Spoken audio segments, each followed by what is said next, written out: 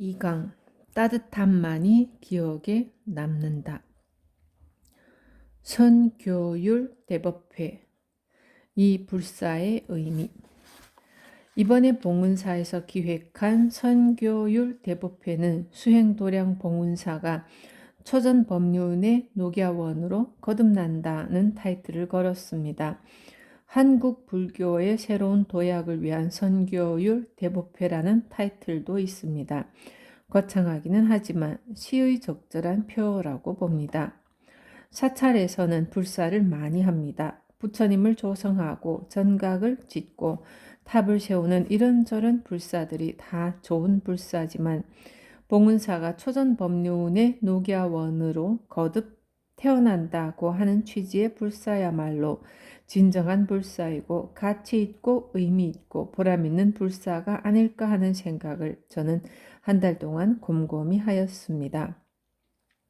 지금 승려나 불자들의 주변을 살펴보면 우리들의 신앙생활이 과연 부처님의 근본 정신에 맞는 신앙생활인가 점검해 볼 때 부처님 근본 정신에 입각해서 산다고 당당하게 말할 수가 없습니다.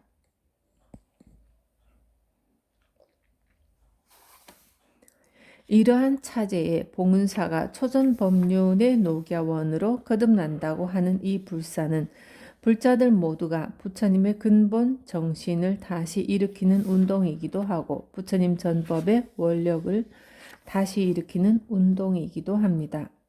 전법의 중요성.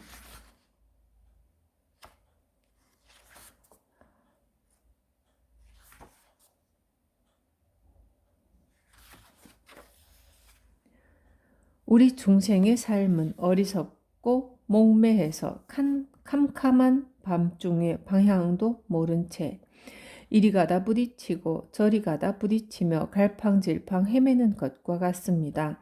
어둠 속 횃불도 없고 반딧불도 없는 상황에서 우리가 걸음을 옮긴다면 가는 곳마다 부딪히고 넘어질 것입니다. 그 길은 보나마나 상처투성이, 피투성이의 길입니다. 부처님께서는 중생들이 살아가는 모습을 그렇게 보았습니다. 그래서 사람들에게 지혜의 등불을 밝혀주기 위해서 인도의 뜨거운 햇볕을 무릅쓰고 80노구가 될 때까지 곳곳을 유행하며 애써 법을 전했습니다. 부처님은 절박한 심정으로 법을 전하셨습니다. 이번 기회에 봉은사에서부터라도 부처님이 하셨던 그 전법의 원력을 여원의 불길처럼 일으켜야 합니다. 선교율 대법회를 통해서 초전법륜의 녹야원을 거듭 탄생시키는 이 일이 의미 있고 보람 있는 불사입니다. 그러한 취지로 봉은사에서도 30년여 세월을 우리가 한번 정진해보자 하는 계획을 세운 것으로 압니다. 불사에 임하는 우리의 과제, 이 선교율 법회를 제대로 된 대작불사라고 명명할 때 우리들의 과제는 무엇일까요? 무엇을 하면서 이 대작불사에 참여해야 할까요? 세 가지로 정리해 보았습니다. 첫째는 배워야 한다. 유학이면 유식입니다. 배움이 있으면 아는 것이 있습니다. 불학이면 무식입니다. 배우지 않으면 무식합니다. 불자라면 적어도 불교에 한해서만은 많이 배워야 합니다. 우리 불자들에게는 팔만대장경이라고 하는 과제가 있습니다. 부처님께서 설하신 팔만대장경을 다 소화해야 불자의 의무를 다하는 것입니다. 불교만큼 깊고 오묘한 진리의 가르침이 없습니다. 그럼에도 승속을 포함한 우리 불자들은 그렇게 열심히 공부하지 않습니다. 공부를 하지 않으니 불교를 제대로 알 수 없습니다. 알아야 면장을 할 텐데 모르니 면장을 할 수가 없습니다. 이번 선교율 법회에서 교회에 해당하는 법사로 초청된 저는 교재를 법화경으로 정했습니다. 법화경은 팔만대장경이라고 하는 많고 많은 교설 가운데 부처님 교설의 완성입니다. 법화경 이상 더 나아갈 경전이 없습니다. 불서를 포함해서 인류가 남긴 수억만 종류의 설법 중에 단 한 권을 선택할 수밖에 없는 처지라면 저는 서슴없이 법화경을 선택할 것입니다. 부처님 제자라서 하는 소리가 아니라 경전을 읽고 제대로 이해한 사람이라면 당연히 그렇게 할 것입니다. 그래서 이 막중한 불사에서 교학을 담당할 교재로 법화경을 지정했습니다. 둘째는 수행을 하라. 유수유지입니다. 수행을 제대로 하면 지혜가 생깁니다. 다행히 봉은사에서도 철야 다란의 기도를 3년 동안 하기로 계획을 세워서 열심히 정진 중입니다. 닦지 않으면 지혜가 없습니다. 부처님의 6년 고행과 마지막 7일간의 선정이라고 하는 것은 반복에서 온 것입니다. 화두를 드는 것이나 연부를 하는 것, 진언을 외우는 것, 다란이를 외우는 것, 절을 하는 것, 금강경과 법화경을 수백 번 읽고 수백 번 사경하는 것은 모두 반복입니다. 그렇게 반복하는 것이 수행입니다. 수행은 반복입니다. 달리 수행이 아닙니다. 반복을 통해 우리들 마음속에 내재해 있던 상상하지도 못했던 지혜가 나옵니다. 셋째는 복을 지어라. 유복입니다. 지음이 있으면 복이 있게 되어 있습니다. 덮어놓고 빈다고 복이 오는 것이 아닙니다. 그 사실을 알아야 합니다. 흔히 보시를 이야기할 때 제시, 법시, 무예시를 말합니다. 꼭 그런 보시가 아니라도 복을 지어야 합니다. 짓지 않으면 내게 다시 돌아올 복이 없습니다.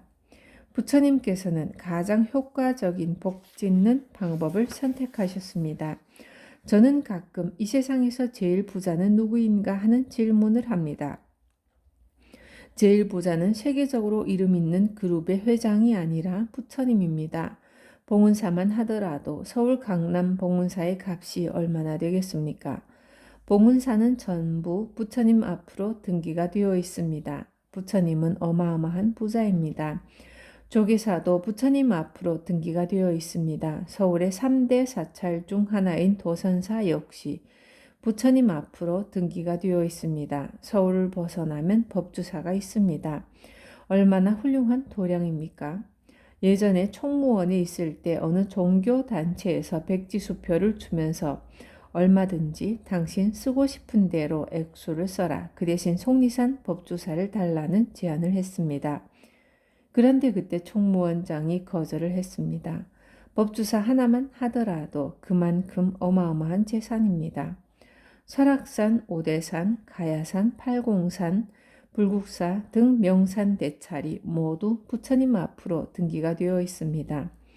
부처님은 어찌하여 이토록 부자입니까? 무슨 복을 지었기에 이토록 부자인가요? 부처님은 보시를 많이 하신 분입니다. 법화경에 나는 대시주라는 말이 있습니다. 보시를 하는 시주 중에서도 가장 큰 시주라고 스스로 말씀하셨습니다. 그런데 부처님은 평생을 통해서 밥 한 그릇 시주한 적 없고 돈 한 푼 시주한 적 없습니다. 부처님은 오로지 진리의 가르침을 중생들에게 시주했습니다. 진리의 가르침은 때로는 물질로 전환될 수 있습니다. 그것은 당연한 것이기도 합니다. 신기한 일입니다. 일요일 내내 사찰은 봉은사뿐만 아니라 어느 절 할 것 없이 온갖 공양과 쌀과 돈이 산더미처럼 모이는 날입니다. 매월 초하루, 보름, 관음제일, 지장제일 할 것 없이 온갖 공양이 산처럼 쌓입니다. 이것이 다 부처님 복입니다. 부처님의 재산입니다. 우리 부처님의 제자들은 그렇게 부처님의 재산에 의지해서 살아가고 있습니다. 이 사실을 알아야 합니다. 돈이 좋은데 그 재산을 어떻게 해서 모을 수 있겠는가? 어째서 부처님은 그토록 부자가 되었는가? 제가 가만히 연구해 보니 부처님은 법을 보시해서 부자가 되었습니다. 이것은 대단한 일입니다. 여러분들도 부자가 되고 싶을 것입니다. 우리는 부처님이 부자가 된 방법에 착안해야 합니다. 부자가 되려면 법을 보시하십시오. 물질 보시도 좋지만 물질 보시는 보시한 만큼만 돌아옵니다. 그런데 법은 그렇지 않습니다. 100배, 1000배로 돌아옵니다. 석가모니 부처님은 누구에게 밥 한 그릇 보식한 적 없고 단돈 10,000원을 포시한 적이 없습니다. 그런데 오늘날 도처에 부처님의 재산이 있는 것은 오로지 법을 보시했기 때문입니다. 부처님 당신이 80노구를 이끌고 인도의 뜨거운 햇볕을 견뎌가면서 한 사람이라도 일깨워 주려고 법을 보시했기 때문입니다. 지어놓은 복은 자신을 따른다. 부처님 시대에 어느 마을의 촌장이 부처님께 와서 이런 말을 했습니다. 부처님은 수행을 많이 하셨으니 인간의 기륭화복을 마음대로 좌지우지할 수 있다는 말을 들었습니다. 부처님이시여, 당신은 세상에서 존경받는 분입니다. 또 정각을 이루신 분입니다. 부처님께서는 사람이 죽은 뒤에 설사 그 사람이 복을 짓지 않았다 하더라도 천상에 나게 해줄 수 있습니까? 그러자 부처님이 대답하셨습니다. 나는 도리어 당신에게 묻고 싶다. 그대가 생각나는 대로 대답해보라. 만약에 어떤 사람이 온갖 악행을 저지르고 사람을 죽이고 도둑질을 하고 거짓말을 하고 여러 삿된 행위를 했다고 하자. 그런데 그 사람이 죽은 뒤에 많은 사람이 이 사람을 천상에 태어나게 해주십시오 라고 기도하고 합장하고 그를 위해서 1000배 만배 절을 한다면 그 사람은 천상에 태어날 수 있겠는가? 촌장은 이치대로 생각하고는 대답했습니다. 아닙니다. 부처님이시여. 그 사람은 천상에 태어나지 못할 것입니다. 부처님이 다시 물었습니다. 만약 어떤 사람이 호수에 큰 바위덩이를 던졌다고 하자 그때 만약 사람들이 모여서 바위야 떠올라라 바위야 떠올라라 라고 하면서 기도하고 합장하고 절을 한다면 그 기도의 힘, 그 합장의 힘으로 바위가 물에서 떠오르겠는가? 촌장이 말했습니다. 그렇지 않습니다. 바위가 떠오를 리 없습니다. 부처님이 다시 말씀하셨습니다. 그와 마찬가지다. 많은 악행을 저지른 사람이 있다면 다른 사람들이 아무리 기도하고 죽은 뒤에 천상에 나기를 기도해 준다 하더라도 악취에 떨어질 수밖에 없는 이치이다. 부처님은 촌장에게 또 물으셨습니다. 누가 깊은 못에 기름 항아리를 던졌다고 하자 그 기름 항아리가 깨져서 기름이 물 위로 떠올랐는데 사람들이 모여서 기름아 가라앉아라 기름아 가라앉아라 라고 하면서 기도하고 합장하고 절을 한다면 그 힘으로 떠있는 기름이 못의 바닥으로 가라앉겠는가? 아닙니다. 떠오른 기름이 바닥에 가라앉을 리 없습니다. 부처님이 말씀하셨습니다. 그와 마찬가지다. 바른 행과 선행을 많이 쌓은 사람은 다른 사람들이 아무리 빌어도 나쁘게 될 리 없고 악취에 떨어질 리가 없다. 그 사람이 몸이 쇠약하여 나중에 죽게 된다면 틀림없이 천상에 태어나리라. 부처님의 말씀은 무척이나 명명백백합니다. 그런데 우리는 무엇에 홀린 양 이 같은 진리의 말씀을 두고 엉뚱한 생각을 합니다. 엉뚱한 생각을 하지 않으려면 제대로 배워야 합니다. 제대로 닦아야 지혜가 생깁니다. 제대로 지어야 복이 옵니다. 제대로 짓지 않으면 복이 올 리 없습니다. 자신이 지은 복은 아무리 누가 빼앗아 가려 해도 빼앗아 갈 수 없습니다. 기름이 한 번 물에 뜨면 아무리 가라앉으라고 기도한들 가라앉을 리 없습니다. 자신이 지어놓은 복은 안 받으려고 거부하고 물리쳐도 어쩔 수 없이 받게 됩니다. 아무리 복이 싫어도 명예가 싫어도 돈이 싫어도 복이 그 사람을 따르는데 어떻게 할 것입니까? 그 사람은 틀림없이 복 속에 파묻혀 살게 됩니다. 지어놓은 복은 너무나도 당연하게 따라오기 마련입니다. 그런 의미에서라도 정직하게 생각하고 진리대로 살자고 하는 운동이 필요합니다. 좋은 결과를 위한 4가지 요긴한 법.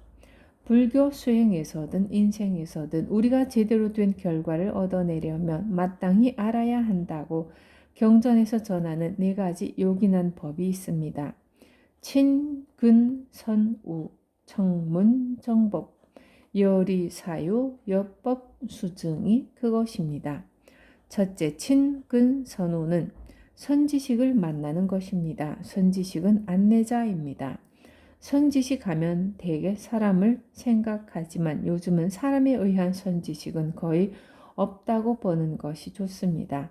선지식이 없는 요즘 무엇을 선지식으로 삼을 것인가? 부처님 가르침을 선지식으로 삼아야 합니다. 부처님 가르침은 책으로 남아 있습니다. 그래서 책이 선지식입니다. 그것을 제쳐놓고 사람에게 현혹되어 잘못된 길을 가는 사람들을 많이 봅니다. 열반경에는 의법 불의인이라는 말이 나옵니다. 법을 의지하지 사람을 의지하지 말라는 뜻입니다. 법은 부처님의 가르침입니다. 하늘같이 믿었던 부처님이 열반에 드시니 부처님을 믿고 따르던 사람들이 얼마나 실망이 컸겠습니까? 그럴 때 부처님은 유언처럼 말씀하셨습니다. 나도 사람이다. 사람을 의지하지 말라. 내 가르침을 의지하라. 가르침은 영원하다. 우리는 가르침을 선지식으로 삼아야 합니다. 그 옛날에 훌륭한 선지식이나 도인들은 그만두고라도 근래에 우리와 시대를 같이 했던 선지식을 한 분 뽑으라면 성철 스님을 뽑습니다.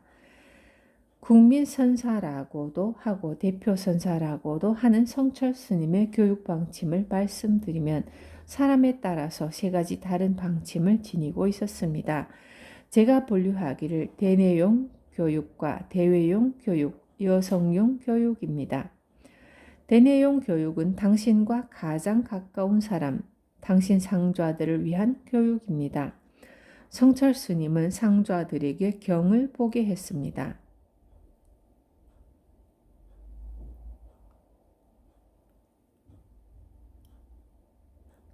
유학이라야 유식이기 때문입니다. 불교를 알고 싶으면 일단 공부를 해야 합니다. 그래서 많고 많은 경전과 어록을 공부하게 했습니다. 대외용 교육은 무조건 참선을 하게 한 것입니다. 그런데 처음부터 참선만 교육하신 것은 아닙니다. 송철 스님이 선방의 방장으로 계시면서 처음에는 백일 법문을 통해서 참선하는 사람에게도 오전 중에는 경전 공부를 시키려고 하였습니다. 유명한 성철 스님의 백일 법문이 그래서 시작된 것입니다. 모든 사람이 경전 공부를 할 수 있도록 하는 시간을 마련했지만 그 일을 2년 정도 하고는 이어나가지 못했습니다. 선방이 강원인 줄 아느냐는 비난이 쏟아졌기 때문입니다. 그러니까 당신 말을 들을 사람이 아닌 사람들에게 맞추기 위해서 함구하고 수좌 5개를 내렸습니다. 참선하는 수좌들은 책 보지 마라, 경전 보지 마라는 등의 수좌 5개를 내리면서 수좌들을 책과 가까이 하지 못하도록 하였습니다. 그것이 대외용 교육입니다. 여성용 교육은 다란이와 절입니다. 아비라기도 능엄주 3000배입니다. 제가 성철 스님의 살림 미천을 공개하고자 해서 하는 소리가 아닙니다. 여기서 꼭 살펴야 할 것은 만약 지금 이 순간 우리가 성철 스님에게 지도받을 기회가 생긴다면 가장 가깝고 가장 아끼는 사람에게 시켰던 그 교육을 따라야 하지 않겠는가 하는 뜻으로 드린 말씀입니다. 선교율 중에서 교학적으로 이야기하다 보니 불자라면 불교에 한해서만은 유식해야 한다는 그 말씀을 꼭 드리고 싶었습니다. 불자라면 불교에 한해서만은 유식해야 합니다. 다른 분야는 제가 이야기할 바 아닙니다.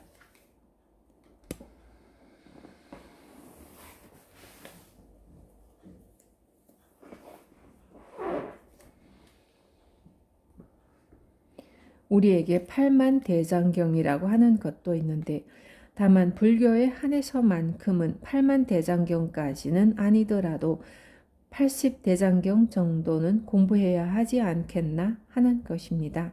불자들은 그런 과제가 눈앞에 있는데도 대부분 여기에 큰 관심을 갖지 않습니다. 선우라는 것, 선지식이라고 하는 것을 사람에 두지 말고 경전과 어록에 두어서 경전과 어록을 선지식으로 생각하면 얼마든지 친근 선우할 수 있습니다.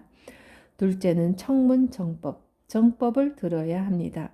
바른 이치, 바른 법을 들어야 하는데 사람들은 바른 법을 들으려 하지 않고 그저 내 마음에 맞는 소리만을 들으려고 합니다.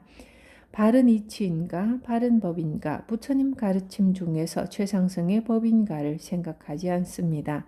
이것도 우리 불자가 새로 생각하고 거듭나야 할 문제입니다. 셋째, 열이 사유, 열이 사량. 이치와 같이 사유할 줄 알아야 합니다. 법사가 무엇을 이야기하고 경전에 무슨 이야기가 있고 누가 뭐라고 한다면 그것이 이치에 맞는지 안 맞는지 스스로 사유해야 합니다. 누가 뭐라 카더라 식의 그 카더라가 문제를 일으키는데 불교 안에서도 그렇습니다. 어떤 스님이 뭐라고 하더라, 먼저 절에 다닌 불자가 뭐라고 하더라, 이렇게 하면 좋다더라 등 이치에 맞는지 법에 맞는지를 생각해 보지 않고 그저 남들이 하는 카더라만 따라가서는 안 됩니다. 이치와 같이 사유하는 능력이 있으면 절대 삿된 길로 가지 않습니다. 사실 인류가 종교를 갖기 전에는 삿된 길이 없었습니다. 종교를 갖고 나서 삿된 길이 시작되었습니다. 특히 불교를 믿는다고 하면서 천하에 둘도 없는 공부를 하면서 인류의 최고가는 스승인 부처님 가르침을 따라가는 불자가 되어서 만약 삿된 길로 간다면 그보다 더 애석하고 원통한 일이 없습니다. 저는 그런 것을 볼 때마다 정말 가슴이 아픕니다. 부처님과 인연을 맺어놓고 삿된 길을 갈 바에는 차라리 불교를 믿지 않은 편이 나을 것입니다. 믿지 않으면 적어도 삿된 길은 가지 않기 때문입니다.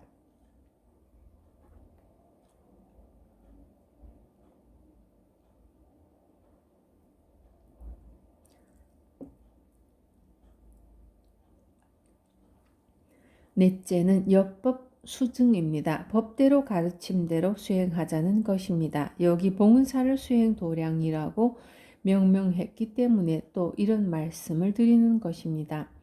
묘법 연화경, 법화경의 구체적인 이름은 묘법 연화경입니다. 아름다운 나이, 아름다운 시절이라는 뜻으로 묘령이라는 말을 쓰는 것처럼 묘할 묘자는 미묘하다, 아름답다는 뜻입니다. 알고 보면 법이 그렇게 아름다울 수가 없어서 묘법입니다. 사실 아름답다고만 표현하면 부족한 설명이기 때문에 묘법이 무엇인가는 두고두고 우리가 참고해야 할 일입니다. 무상심심 미묘한 이치, 아름다운 이치인 묘법을 묘법연화경은 연꽃에 비유해서 가르쳤습니다.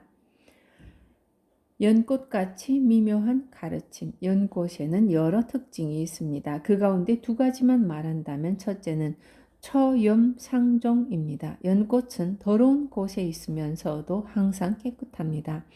잎도 깨끗하고 꽃도 깨끗해서 흙도 묻지 않고 물도 묻지 않습니다. 그러나 연꽃은 흙탕물, 진흙탕을 떠나서 존재할 수 없습니다. 진흙탕 속의 연뿌리를 보면 저렇게 못생긴 뿌리에서 무슨 꽃이 필까 상상이 안 될 정도입니다. 그런데 그 못생긴 연뿌리가 더러운 진흙탕에 잠겨서 깨끗하고 아름다운 연꽃을 피웁니다. 굳이 진흙탕에서 피면서도 그 더러움에 젖지 않는 연꽃은 사람을 닮았습니다. 사람은 더럽고 추한 면으로 보자면 84,000 번뇌, 탐진치 삼독과 좋지 않은 면으로 가득합니다. 사람이 저지른 악행이 텔레비전이나 신문에 뉴스로 보도되면 치가 떨려서 볼 수가 없습니다. 평소에 우리 인간은 너무 엉터리 같은 면을 가졌습니다. 그런데 가만히 들여다보면 사람이 그런 이면에는 어디에도 비할 데 없이 기가 막힌 능력인 신통묘용이 있습니다. 중요한 것은 그렇게 볼 수 있는 안목입니다. 안목이 있는 사람이 본다면 사람이야말로 고스란히 신통한 존재이고 참으로 존귀한 존재입니다. 있는 그대로 부처님과 다를 바 없습니다. 그 신통하고 존귀한 사람을 무엇으로 불러야 좋을까요? 안목을 가지고 사람의 진정한 가치를 본 성인들의 입장에서는 사람을 하나님이라고 부르자, 사람을 신이라고 부르자, 사람을 부처라고 부르자라는 말이 나옵니다. 연꽃의 둘째 특징은 화과 동시입니다. 꽃과 열매가 동시에 있다는 점입니다. 꽃이 져야 열매를 맺는 다른 꽃들과 달리 연꽃은 꽃이 맺힐 때 연씨도 같이 생겨서 꽃과 열매가 같은 시간을 함께 합니다. 사람도 그렇습니다. 어린 사람이든 늙은 사람이든 선한 사람이든 악한 사람이든 그 속에 부처라고 하는 열매가 늘 함께 있습니다. 사람 역시 연꽃처럼 화과 동시입니다. 꽃은 원인, 인이고 연씨는 결과인 과, 열매입니다. 사람이 오묘하고 불가사의함을 법화경에서 연꽃에 비유한 것은 진흙탕에서 아름다운 꽃을 피우는 연꽃처럼 사람도 거친 세상을 살지만 내면에 고귀한 진리가 있기 때문입니다. 연꽃에 꽃과 열매가 동시에 있는 것처럼 사람도 중생과 부처가 동시에 있습니다. 사람의 그 오묘함을 꽃으로 이야기하려니 연꽃 위에 달리 비유할 곳이 없는 것입니다. 사람이 무엇인가? 우리나라는 물론이고 세계에서 가장 아름다운 사찰은 불국사입니다. 그 불국사에서 가장 아름다운 구조물은 다보탑입니다. 뒤에 견보 타품이 나오지만 마늘 다, 보배보, 다보라고 하는 이 이름은 사람을 상징합니다. 법화경에 나오는 세상에서 가장 아름다운 구조물인 이 다보탑은 바로 세상에서 가장 아름답고 존귀하고 고귀한 존재인 사람을 뜻하는 것입니다. 우리는 사람이 부처다, 사람이 하나님이다, 사람이 신이다 라는 말을 처음 듣는 것이 아닙니다. 그런데 그 사람에 대해서 한 시간이라도 참고해 본 적이 있습니까? 사람이 부처고 하나님이고 신이라는 말을 들었다면 스스로 왜 사람이 부처일까? 왜 사람이 신일까? 왜 사람이 하나님일까에 대해 사유해 봐야 합니다. 공자는 내가 하루 종일 먹지도 않고 밤새도록 자지도 않고 생각해 봐야 다른 것이 없더라. 공부하는 것만 갖지 못하더라. 라고 하였습니다.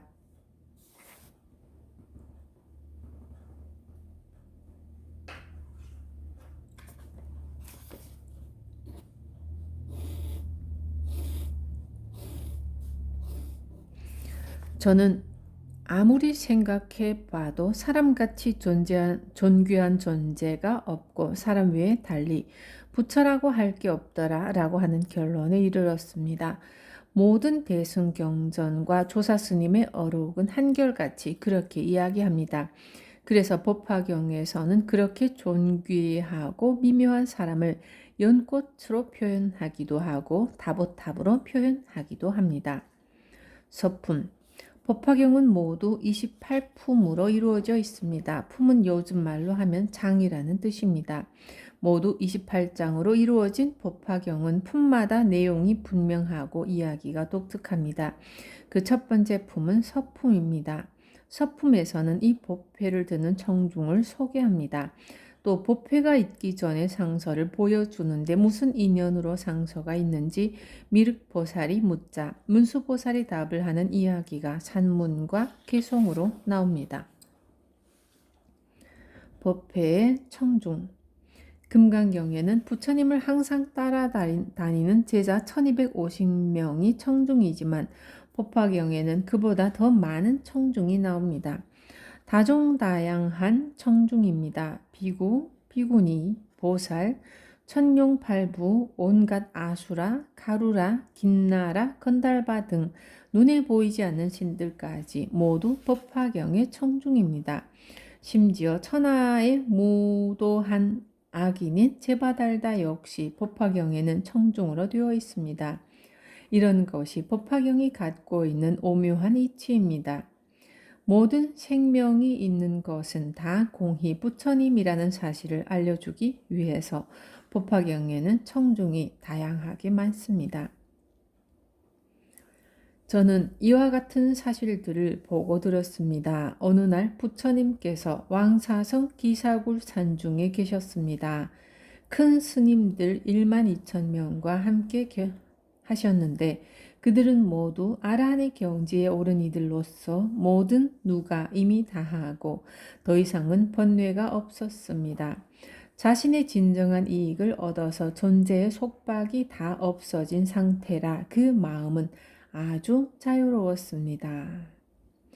그 많은 청중 가운데 부처님의 제자인 큰 스님들에 대한 이야기를 대표로 서술합니다. 여기에 그들은 모두 자신의 진정한 이익을 얻었다라는 대목이 나옵니다. 우리는 하루하루 열심히 노력하며 살아가고 있습니다. 스스로의 판단으로 최선의 길이라 생각하며 오늘을 살아갑니다. 여기 선교율 법회에 오신 분들은 오늘 나의 삶 중에서는 이 법회에 가는 것이 최선의 길이다라고 생각했기 때문에 이 자리에 왔을 것입니다. 다른 일을 선택한 분들은 그의 하루뿐인 오늘에서 최선의 일이고 가장 가치 있는 일이기 때문에 그 일을 선택했을 것입니다. 모두가 그렇습니다. 누구나 언제든 자기의 지혜와 깜냥으로 무게를 달아서 그것을 최선의 길이라 생각하고 움직입니다. 법회 가는 것을 최선의 길이라 생각한 사람은 법회에 가고 놀러 가는 것을 최선의 길이라 생각한 사람은 놀러 가고 집에서 낮잠 자는 것을 최선의 길이라 생각한 사람은 낮잠을 잡니다. 그런데 왕사성 기사굴 산중 법화경 회상에 청중으로 온 큰 스님들은 진정으로 자신에게 이익한 일을 얻었다고 하였습니다. 자신의 진정한 이익에 대해서 냉정하게 사유할 줄 아는 사람들이 모여 있다는 것입니다. 지금 내가 하고 있는 이 일이 과연 나에게 진실로 이익한 것인가? 우리도 늘 그것을 생각해야 합니다. 오늘만이 아니라 내일을 생각하고 내 생을 생각하고 먼 미래를 생각했을 때 이것이 진정 나에게 이익한 것입니까? 자신의 진정한 이익을 얻은 법화경의 청중은 또 존재의 속박이 다 없어진 상태라고 하였습니다. 모든 속박은 있다고 생각하는 데서 시작됩니다. 오늘 법회에 오는 것도 여러분들에게 하나의 속박이었을 것입니다. 법회가 있다고 하는 것, 거기에 이익이 있다고 생각하는 것으로부터 우리는 속박되고 얽매이기 시작합니다. 사실 이런 것들도 사실은 깊은 의미가 있습니다. 존재의 속박이라고 하는 이 말만 가지고 불교를 다 설명할 수도 있습니다. 법회의 상소. 그때 세존께서는 사부대중에게 둘러싸여 온갖 공양과 공경과 존중과 찬탄을 받으셨습니다. 여러 보살들을 위하여 대승경전을 설하시니 그 이름은 무량의경이었습니다. 그것은 오직 보살들을 가르치는 법이며 부처님께서 매우 아끼고 보호하시며 늘 마음에 두고 계신 것입니다. 부처님께서는 이 경전을 다 설하시고 나서 가부좌를 맺고 앉으시어 무량의처라는 산매에 들어가시어 몸도 마음도 조용히 움직이지 않으셨습니다. 그때 하늘에서는 만다라꽃과 큰 만다라꽃과 만수사꽃과 큰 만수사꽃을 비오듯 내리시어 부처님과 여러 대중들에게 뿌렸습니다. 그러니 온 세계는 6가지로 진동하였습니다. 법화경에는 특별히 법회에 대한 상서가 있습니다. 우리에게는 이 법화경 법회야말로 인생에서 가장 상서로운 일입니다. 하늘에서 꽃비가 내리고 땅은 6가지로 진동합니다. 이 진동이 강도 100도, 1000도 되는 지진처럼 표현이 됩니다. 그런데 실제로 그런 지진이 일어난다면 어떻게 되겠습니까? 불교 경전을 대하면 이런 데서 막힙니다. 이것이 도대체 무슨 소리인가? 땅이 6가지로 진동하다니 지구가 다 갈라지란 말인가? 그런 것이 아닙니다. 상징적인 의미가 있기 때문에 그런 표현을 한 것입니다. 제대로 읽어낸 사람들은 이런 것을 두고 기가 막힌 표현이라고 합니다. 우리의 삶은 안이비의 설신의를 통해서 형성되는데 땅이 6가지로 진동한다는 것은 내 삶의 전 영역이 전율한다는 것을 표현한 것입니다. 뒤에 가면 6종 18상이라든지 18곳으로 광명이 비친다든지 하는 내용이 나옵니다. 사람이 살아가는 모든 삶의 영역을 육근 또는 18상, 18개라고 합니다. 육근, 육진, 육식을 다 합친 18가지 상이 우리 삶의 전 영역입니다. 그것이 전율을 일으킬 정도로 감동스럽다는 것을 육근진동으로 말했습니다. 저는 법회를 제대로 못하니까 지금 법회를 해도 아무런 상처나 감동이 없습니다. 그런데 부처님은 법회를 하기 전에 청중이 모여서 아직 입도 떼지 않았는데 벌써 그 법력과 분위기로서 모든 사람을 전율시킵니다. 땅이 흔들리는 정도가 아니라 우리의 온 몸이 떨리고 우리의 의식 세계 전체가 흔들리면서 크게 감동하는 것입니다. 방편을 버리니 불교가 쉽다. 법화경은 그동안 많은 경전에서 서려온 것과 전혀 다른 내용입니다. 많은 경전에는 참선을 해야 하고 수행을 해야 하고 37조 도품을 닦아야 하고 사마승 직업이라고 하는 길고 긴 세월 동안 수행을 해야 한다는 표현이 나오는데 법화경에서는 그런 것을 모두 인정하지 않습니다. 그래서 서품이 끝나고 방편품에 가면 5,000명이 자리를 박차고 일어나 이 법회를 나가는 장면이 나옵니다. 놀라지 마시기 바랍니다. 법화경에서는 몸이 부처다라고 말하고 있습니다. 선가에서는 마음이 부처다라는 심즉시불이라는 표현을 쓰는데 그렇게 마음이 부처라고 하는 시대도 이미 지나갔다는 것입니다. 법화경에서는 아예 이 몸 그대로 부처라고 합니다. 이 몸은 조금만 부딪혀도 상하고 다치고 병투성이 고통투성이 주암투성이지만 그러나 우리에게 이 몸 외에 다시 뭐가 있습니까? 이 몸 그대로가 부처입니다. 그동안 공부한 불교는 열심히 수행해야 하고 어떻게 해야 하고 하는 등의 조건이 많았습니다. 무엇을 하면 이라는 가정 속에서 늘 무슨 공부를 해야 하는데 라는 것이 우리를 짓눌렀습니다. 법화경에서는 그런 것 역시 모두 방편이라고 합니다.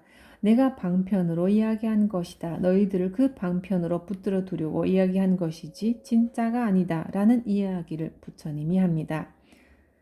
그러니까 그동안 방편 불교를 공부해온 5,000명의 사람들이 이해하지 못하고 자리를 박차고 일어났습니다. 부처님이 설법하시는데 5,000명의 제자가 자리를 박차고 나갔다고 하는 이런 사건이 법화경에 기록되어 있습니다. 이 5,000퇴석이 역사적인 사실이든 경전상에만 있는 이야기든 오히려 법화경의 무게를 더하는 일화입니다. 법화경이 시시한 경이 아니라 소승적인 마음을 가지고 편협하고 치우친 곳에 떨어져 있는 사람, 집착해 있는 사람은 도저히 이해할 수 없는 커다란 대승의 경전이라는 것입니다. 사마승 직업이라고 하는 세월을 수행해야 비로소 부처가 되지 어찌 이 몸뚱이가 그대로가 하늘 같은 부처냐라고 하는 소리가 법화경에서는 전혀 해당되지 않습니다. 지금 세상은 얼마나 크게 발전했습니까? 불교도 달라져야 할 때가 되었습니다. 불교 안에서 최상승의 내용을 찾아서 그것을 진정한 불교라고 해야 할 때가 된 것입니다. 방편에 매달려 있던 사람들에게는 힘 빠지는 내용일 수도 있지만 힘을 빼야 합니다. 그동안 우리는 너무 경직되어 있었습니다. 수행한다고 하는 목표를 오매이려라는 하늘처럼 높은 관문으로 설정해 놓고 거기에는 단 한 계단도 올라가지 못하면서 갈등만 하고 있었습니다. 관문은 높은데 한 발자국도 올라갈 수 없고 관문은 뛰어넘어야겠고 평생 갈등만 하다가 한 번도 깨달은 삶을 누리지 못했습니다. 법화경은 그런 모든 갈등으로부터 해방시키는 가르침입니다. 그래서 법화경에서는 보이지도 않고 만져지지도 않는 모호하기 이를 데 없는 마음이 부처다라는 말 대신 내가 늘 가지고 있는 눈에 보이는 이 몸이 부처다라고 말합니다. 내가 가지고 있는 이 모습 그대로 부처입니다. 얼마나 쉽습니까? 알고 보면 불교가 아주 쉽습니다. 인생의 답안지. 예전에 제가 법화경을 번역하면서 이것이 불교다라는 부제를 붙였습니다. 법화경, 이것이 불교입니다. 이것이야말로 진정한 불교입니다. 나는 그동안은 방편 불교였습니다. 열반을 앞두고 부처님은 법화경에서 내가 이것은 내가 비장해 두었던 경전이란 말씀을 합니다. 며칠 안에 내가 죽을 텐데 죽기 전에 내가 비장해 두었던 최후의 카드를 너희에게 보여준다는 말입니다. 다른 경전들이 아무리 답을 찾으려 해도 찾을 수 없는 조건이 많고 답도 없는 문제만의 경전이었다면 법화경은 답만 내놓은 경전입니다. 문제도 없이 답만 내놓습니다. 법화경은 사람이 부처라는 결론만 이야기합니다. 이것이 다른 경전과 다른 점입니다. 그래서 법화경은 부처님 교설의 완성입니다. 법화경과 화엄경 외에는 거의 모든 경전이 미완성의 경전입니다. 심지어 우리가 소위 경전이라고 하는 금강경까지도 그렇습니다. 공부를 하지 않으면 이런 사정을 모릅니다. 우리는 이 대작불사, 진정한 불사, 참으로 의미 있는 불사를 하면서 먼저 배워야 합니다.